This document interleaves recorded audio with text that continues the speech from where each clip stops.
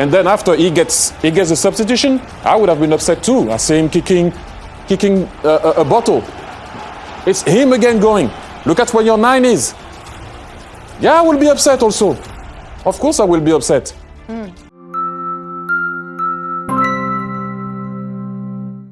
During our pre-game, you would have seen us spend some time talking about Kylian Mbappe and his role as a number 9 for Real Madrid. Obviously, you were watching him keenly tonight, Thierry, and continue to be. Is frustrated, fair to say, with him?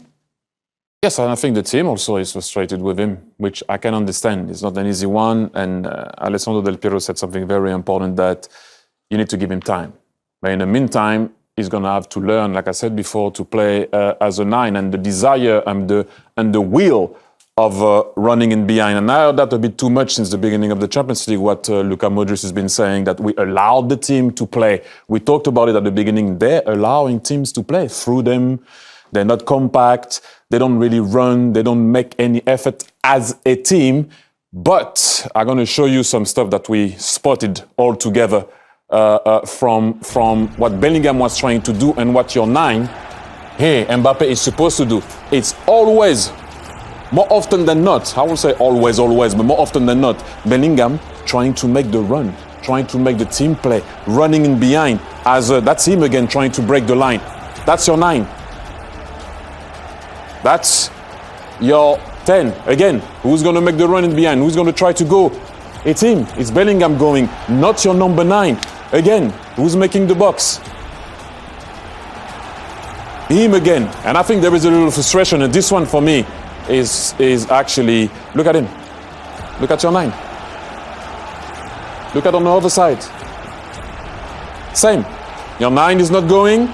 Your 10-ish is going. And I know it can happen sometimes, but not all the time. Every single time. This is why I'm trying to say that I know he's not the number 9. I know this is not what maybe he likes to do. But do you think he likes to make those runs? Like to try to stretch a team? He'll do it because he has to do it, because desire speaks, because will speaks. And I know he still didn't score a goal this season, but look at where he started. He's going to pass his 9 to make a run in behind. What are we talking about here?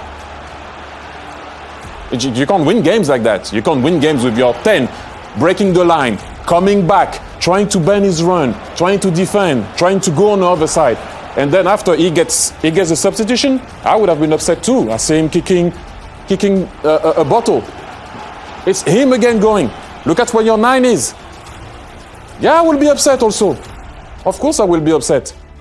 This is, for me, not good enough. And I don't think they're playing well as a team. But this is what we were talking about before, Jamie. On the ball, also he has to do way more. What do you think's the actual? What do you think's the solution there? How can this? It has to work. He's not going to be put on the bench, is he? He's killing Mbappe. He's cost a lot of money. How do they make this work? Look, where for me it's actually worrying, and he will get better because he can't be worse than this. Is that we're not asking him to hold the ball like Didier Drogba, which I thought was magnificent at doing it, or putting your body. I know that's not your game. We're not asking you to take the ball and dribble past everybody. That cannot happen all the time. A run in behind when the team is high. Whether you're a winger, whether you're a 9, or whether you're a 10 deep, you can make a run. Rudiger made one at one point in the first half. He just went and make a run. So I don't know what's happening. But one thing that I will say that Alessandro Del Piero said, talking about Ancelotti, is also the balance of the team. And I said it last year at the end of the season when we knew that Mbappe was going there.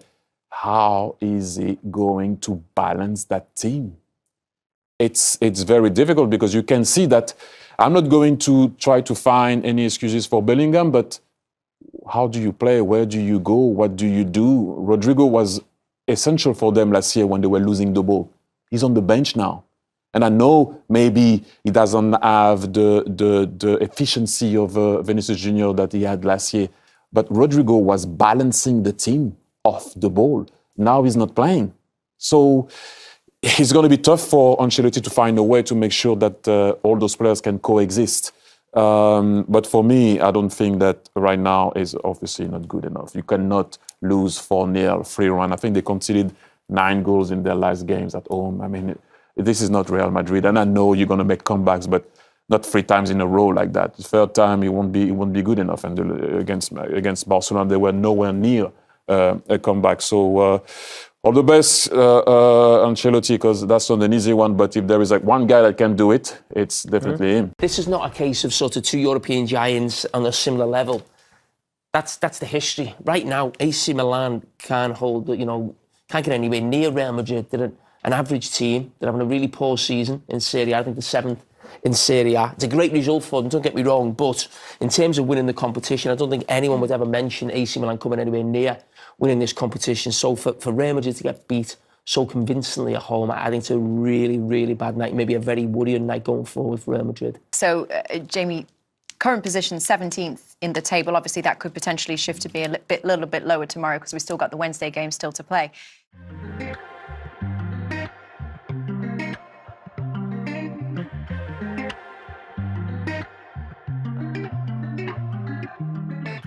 Yo te he leído que te gustaba Michael Jordan. Michael Jordan cogía de los huevos a todos sus compañeros y se ponía a defender como un hijo de puta.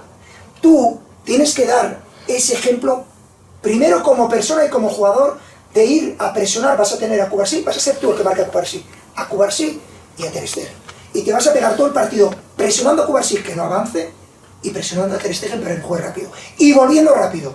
¿Para qué? Para ser un líder. Porque tú piensas como que tú nos tienes que marcar los goles. Claro, tú eres un fenómeno, un top mundial, ninguna duda. Pero yo, no me vale eso. Un líder de verdad es que cuando no nos puedes ayudar con los goles, porque el otro día tenías a 2 jugadores de alto nivel para ti y no puedes ayudarnos, tú nos ayudas en todo lo defensivo. Coges así y dices, chavales, línea defensiva, quedaros ahí 4, que yo voy a coger a mis 2 compañeros, porque si tú solo presionas, es la hostia. Pero si encima coges a Ousmane y a Colomwani o a Barcola o a Gonzalo o a Marco Asensio y te pones tú como ejemplo a presionar, ¿sabes lo que tenemos? Una puta máquina de equipo. Eso es lo que yo quiero que hagas tú, como líder aquí. Los 2 meses que te quedan. Yo quiero que te vayas de aquí por la puerta grande. Kiki, ninguna duda. Pero te lo tienes que ganar. Y te lo tienes que ganar no atacando. Atacando ya sé que eres Dios. Atacando no hay nadie como tú. Ya lo sé. Pero el día que tú no ataques, tienes que ser el mejor jugador de la historia defendiendo. Eso es un líder. Eso es Michael Jordan. ¿Sí? Sí. ¿Te queda claro? Sí. Pues ya te explicaré el ataque mañana. Vale. Gracias.